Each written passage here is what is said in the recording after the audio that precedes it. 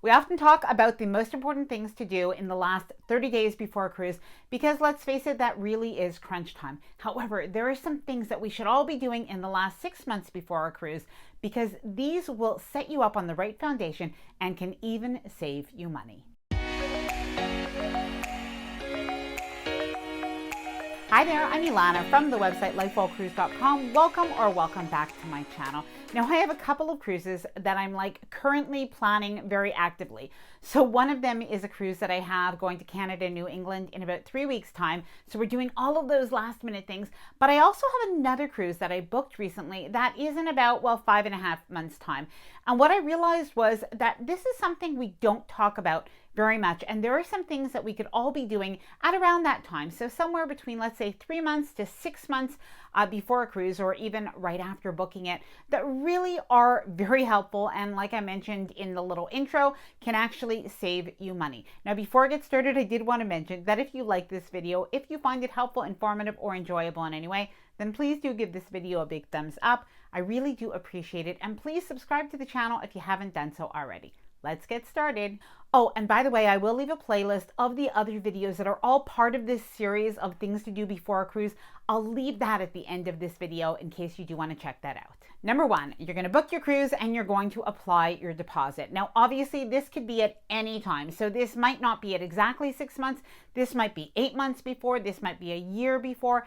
And just a good rule of thumb is the longer the cruise, generally, the more in advance you want to book that cruise. Now, in particular, if you're booking a world cruise, if you are booking maybe a holiday cruise, because those tend to go up in price as you get a little bit closer. If you're doing a cruise that there really are only a few each year, then you really do want to book those as early as possible. Even if you're doing a river cruise, those tend to sell out, so make sure to book those early. Number two, research and book your flights. So if you are flying to your cruise terminal, you are going to want to book your flights. Now, normally I would say book them anywhere between maybe 4 and maybe 6 months before your cruise.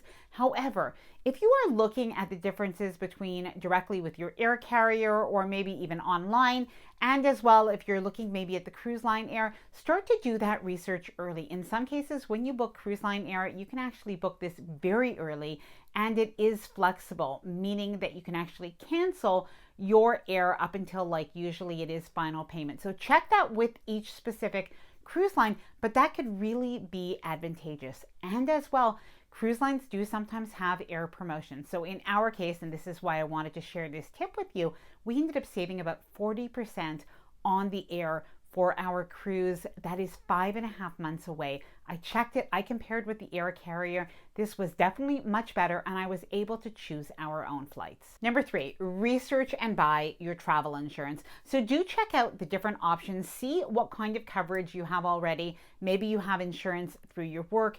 You may have a certain amount of insurance through your credit card. So do check that out. And you may want to check the cruise lines as well to see about the insurance offered through the cruise line, if that is adequate for you. And of course, you can also choose travel insurance companies. Those are all good options, but you do want to check that out to make sure that you are choosing the best travel insurance for you. Number four, have a budget for your cruise. Now, the best thing that you can do is know what is included on your cruise. But after that, plan some of the things that you know are going to be additional. So you'll probably want to have a hotel for at least one night before a cruise. So that's something to budget for. Maybe you need to plan for some shore excursions. So make sure to put that in your budget. Now, a good rule of thumb for me is that we often choose at least one port that we want to do a little bit of a special excursion, that I know that might cost a little bit more than maybe some of the other ports. But then we spend a little bit less in some of the other ports. Sometimes we maybe will just take a cab to the beach, or maybe we will look and explore on our own. So there are different options, but if you don't want to spend an absolute fortune on excursions, if you can research your ports in advance and research this will really help. And other things to look at are drink packages, Wi-Fi packages, specialty dining. You do not need to get all of these things, but you can also take a look to see if the cruise line does offer some perks, if that is to your advantage, or if you're better off buying the package separately, or even doing without the packages completely. You absolutely do not need to buy any of these, and you can stay on a budget. Number 5, if you're cruising or traveling with a passport, make sure to check your passport expiry date, especially if you haven't traveled in a couple of years. It can happen that we have lost a couple of years. In any case, check that passport expiry date, because for many different destinations, they're actually going to require you to have at least 6 months remaining before the expiry date, well, basically from the last date of your travel. So do check that. And if you do have less than 6 months, make sure that you renew that early. Now, another thing that you'll want to check is see what the requirements are for your specific cruise. Check to see if you're going to need any visas. Of course, if you do need passports, if you don't have that already, and as well, even if there are any specific vaccination requirements, that is something that you definitely want to know when you book your cruise, but especially in the last 6 months before a cruise. Number 7, make sure to keep an ongoing list of the things that you need to do, and especially when there are specific dates. So for instance, when you have a final payment date, or maybe even a date that you want to do your online check-in, make sure that you have all of that written down. Now, this series of videos of things to do before a cruise was actually born out of this list. This list is part of the Ultimate Cruise Planner. So we do have spots where you can write down all of the different dates and the things that you do need to do before a cruise.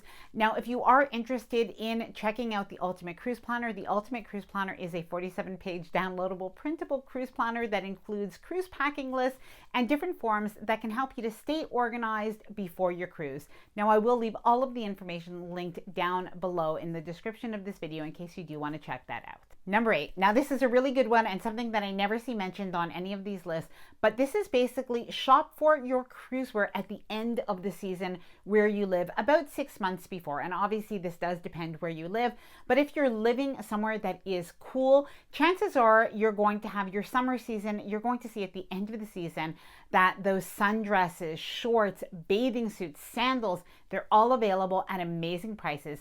Pick it up then for your Caribbean or your Bahamas cruise that will be in the winter. Now, likewise, if you're going to Alaska and you're going to Alaska in the summer, it is going to be very hard and a little bit pricey to find those parkas and those layering clothes, the thermal wear, all of those different things, the gloves. You're going to find all of that at the end of the season, maybe in February or March. If you do live somewhere where it's cool, that is the best time to pick up those items. Now, something else that you might want to pick up about 3 to 6 months, I guess, before a cruise is you might want to pick up some new luggage if that is something that you need. I will leave some recommendations below in the description of this video, but I did want to show you this new carry-on bag. Now, it will appear in a future video. However, I did want to show it to you now. I've been trying it out and really liking what it does. Let me show you. So it's a carry-on bag, but this is the nice thing about it is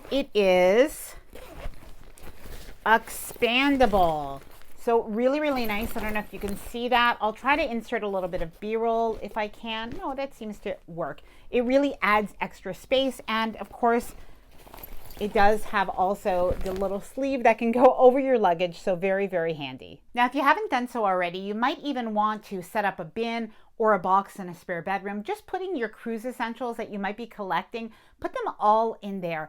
And something that I like to do personally is I keep sort of a clothing rack in a spare bedroom, and then I put all of my cruise wear, some of the fancier dresses that I might have, I'll just hang them there so they're out of my regular wardrobe. But whenever I do want to check what I need for a cruise, at least I have all of that all in one place. Number 11, join a roll call. Now, you might be wondering, what is a roll call? Why do I even want to join a roll call? Well, basically, a roll call for your cruise is a group of people that sort of chat online before a cruise, and you can find roll calls either on Facebook. So these are all voluntary, by the way, and you might find them as well on Cruise Critic and other message boards or other websites. So Cruise Critic is a particularly popular one.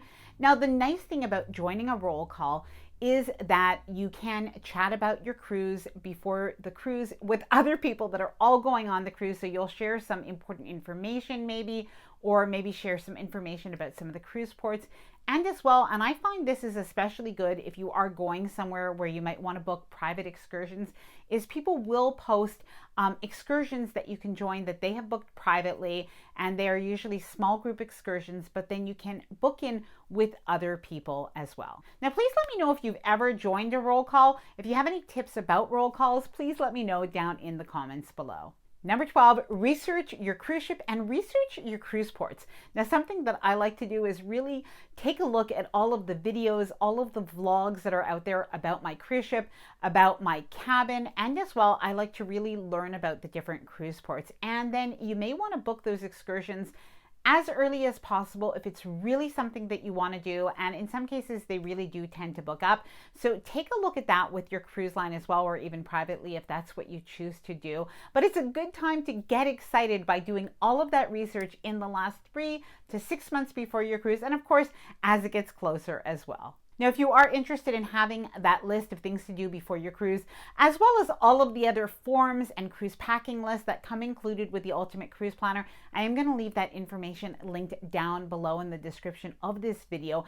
And I will leave the playlist of the other things to do before a cruise right at the end of this one. Now, I'd love to know from you, what are the things that you think are the most important things to do after you book your cruise and into the next 6 to 3 months before a cruise? Please let me know down below in the comments of this video. Now, I hope that you enjoyed this video. If you did, please do give it a big thumbs up. I really do appreciate it. And please subscribe to the channel if you haven't done so already. I'd love to have you here within the LifeWell Cruise community. Bye for now, and happy cruising.